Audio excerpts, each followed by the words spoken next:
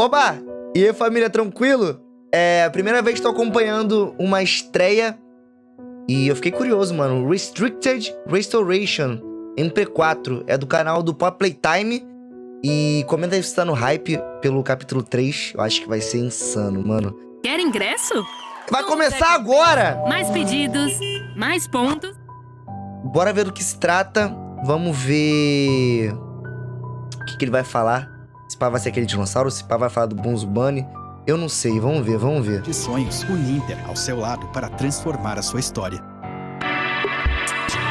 Aquela musiquinha emocionante toda estreia que vocês amam, que eu sei. Mas vai ter Playtime, mano. Vai ter bicho. Vai ter coisa atacada. Eu tô animado, cara. Espera um minuto, calma aí. Deixa eu dar uma mimida aqui.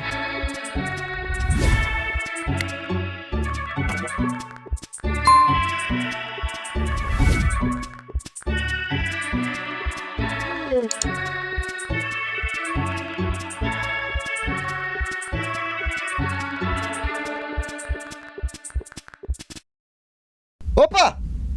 Agora, mano.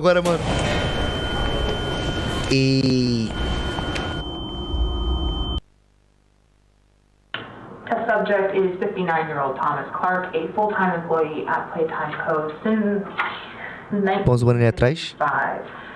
6 months ago, he was diagnosed with terminal lung cancer. Now, Mr. Clark, of sound mind, has volunteered for this experiment. We have eye movement. Can you hear us, Thomas? 1199 displayed much more disorientation than we expected.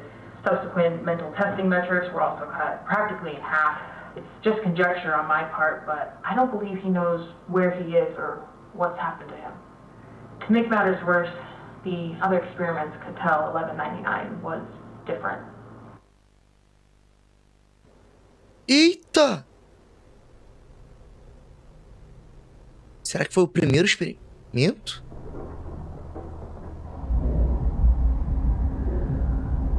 Nossa!